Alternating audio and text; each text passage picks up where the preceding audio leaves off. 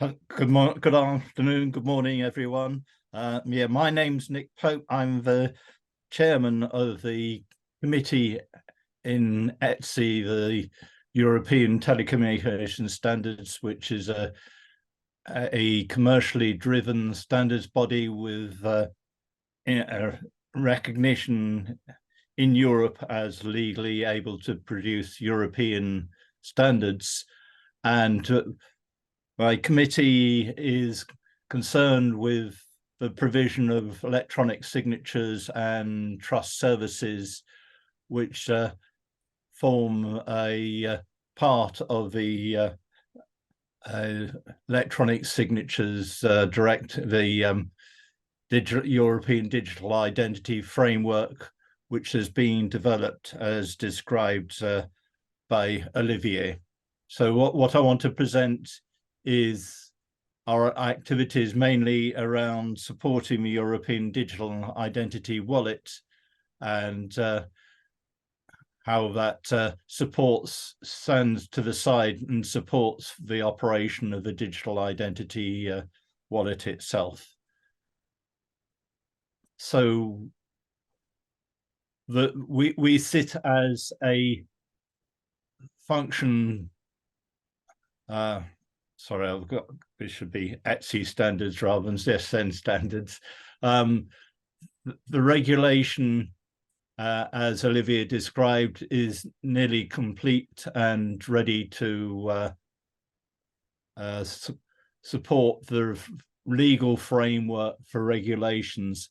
Underneath this, a technical group established underneath the regulatory framework has been working on the digital identity architecture for the wallet and has provided a basis for the standardization work.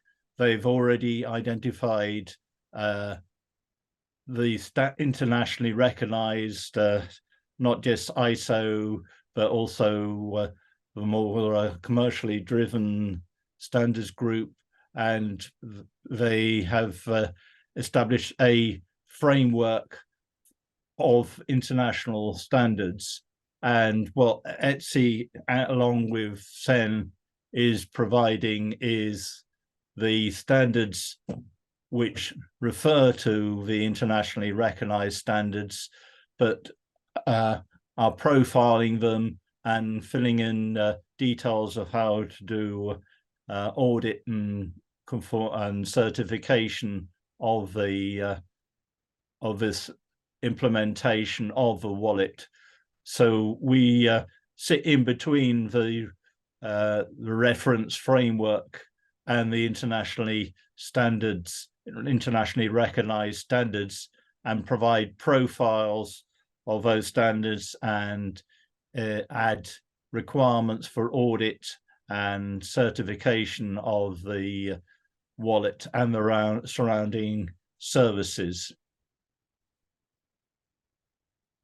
So as Olivier described, one of the key elements where we're concentrating at the moment is the European Digital Identity Wallet, which, as described, not only provides national equivalent to the national ID card, but also supports other related identity and attribute services. So there's the driving licenses linked to universities. They can issue diploma certificates.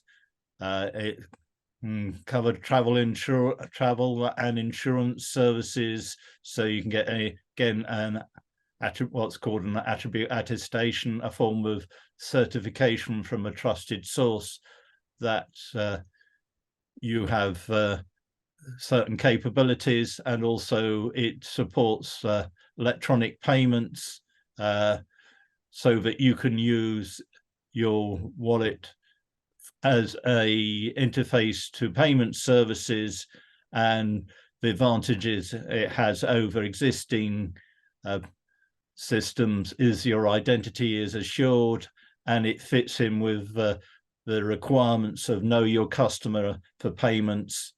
So it's can be directly recognized by banks and financial services as being your instrument for payment. So surrounding the wallet are a number of services. First of all, there's a provider of the wallet who sets up the code and certifies the code which runs on your wallet. And then once the wallet is set up, the other services provide additional information. So we have what's called an authentic source, a trusted source of information, which is fed into a provider of electronic attestations. So it builds on the work we've already done in banking to take information from trusted database coming from regulated sources that we know are proven to be true, and we provide that in a common format which will fit into the wallet. So we take the information from trusted sources and databases which are available and convert them to a form which is recognized within the wallet. Below that, there is the need to provide what is equivalent to the identity card, which are called PIDs, or personal identification data. And this is a government provided service which takes your identity information, and in the same way as attribute attestations coming from authentic source, this is a direct source from the government saying this is your national identity as equivalent to your identity card, and can be used for direct access to government services and a means of proving your identity. An additional service that's provided through the wallet is not only identities, but also electronic signatures, and that builds on what's already in existence in the previous version of electronic identities, electronic signatures, but you can use this from your wallet, so that from your wallet you can provide a legally recognized signature, as in previous versions of the directive. Underpinning all these services is what's called in the regulation a trust anchor provider, which is an extended form of trusted lists, which not only has trust information about trust service providers, but can be used to recognize other legally recognized providers of wallet and person identification data, your national ID card. And all this information is accessible to any relying party. So most commonly it would be used for accessing a website, which you can use to not only prove your identity, but also provide other trusted information, which has got the government assurance, your driving license, diploma, insurance, travel documents, and payments and other forms of information.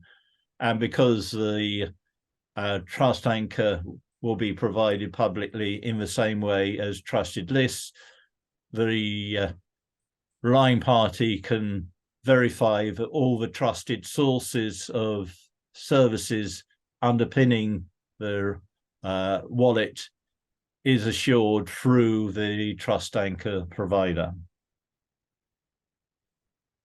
So just going through briefly where ETSI standards fit in, perhaps the most central service is the ability to provide attribute attestations, so that provides all those other sets of information, the license, the diploma, insurance, travel and payment, coming from a government recognized source, an authentic source, and takes that data from the authentic source and converts it to a form which can be trusted within the wallet. And this, we already have existing generic standards for trust services as a generic policy, and Olivia mentioned this regulation NIST, the Network Information Security regulation, and we have adapted our generic standard to fit in with the cyber security requirements for network information, so that by adopting this standard, we have immediate recognition of compliance with the cyber security network information security regulation. And also we have an existing standard for conformity assessments, which will also be applicable to the attribute attestations. What we've started working on, and we aim to have sort of technical specifications towards the end of next year, is first of all establishing the overall policy and security requirements, building on 401, but applying the specific requirements for how you take authentic source information and apply it to the wallet. We, as I say, work on internationally recognized standards, and we'll be using those standards that are already recognized in the architecture reference framework produced by the experts. So we'll be detailing the use of these international standards. And one of the important areas that we're currently looking at is a feature called selective disclosure, which includes zero knowledge techniques, but mainly it is based on the IETF standard for selective disclosure, which allows you to issue an attestation, and you can disclose various selected fields. So coming from your ID card, you might have a date of birth, but you don't want to just reveal all your information or even your full date of birth. What the selective disclosure capability provides is you can reveal information about your age, whether you're over 21, and use the attestation or the personal identity data as a basis for this selective disclosure, but only reveal that information you want from the attestations.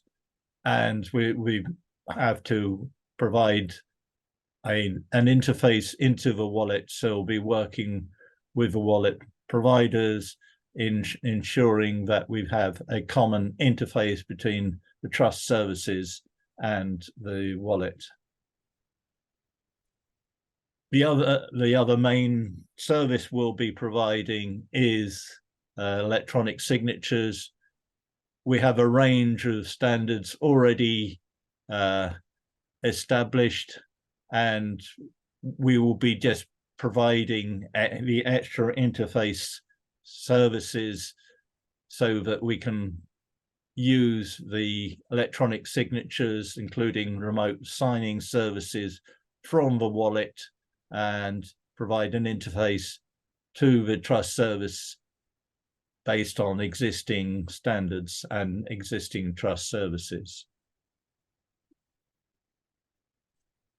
The final area where we're working on standards is taking what we already have in two standards. One is the definition of a trusted list, which currently supports a list of trust service providers, and that will be extended to support new forms of trust services that are agreed in the regulation, such as the archiving service and the electronic ledger.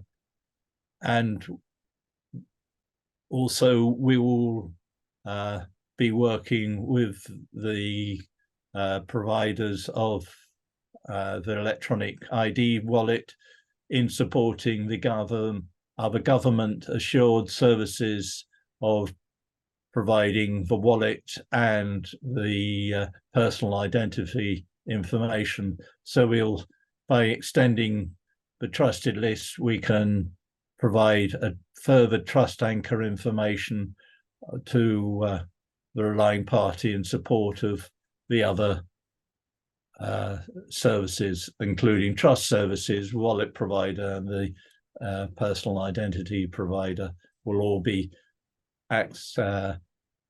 trustable through the trust anchor.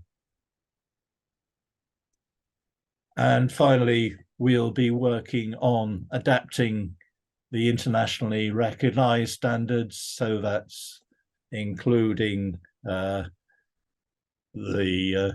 W3C verifiable credentials, DIDs, the use of OpenID. There's also ISO standards 23220 and the standard for driving license, which is already recognized as a basis of a wallet. We'll be providing the use of those and adding facilities for relying parties. So we have relying party authentication. So we will be adapting the use of existing trusted services for website authentication and signatures for relying party authentication, and also recognize the means of providing authentication that it's a trusted wallet, and then the information held in the wallet as presented by the wallet. We will take the information based on the international standards and provide them to the relying party.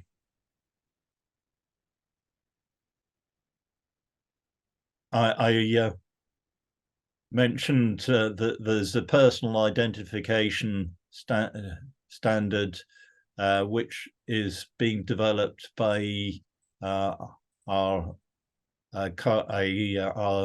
partner standard organization, SEN, which is more of a formal standardization, whereas ETSI is a commercially led standards organization, but with both of us having legal recognition of providing European standards.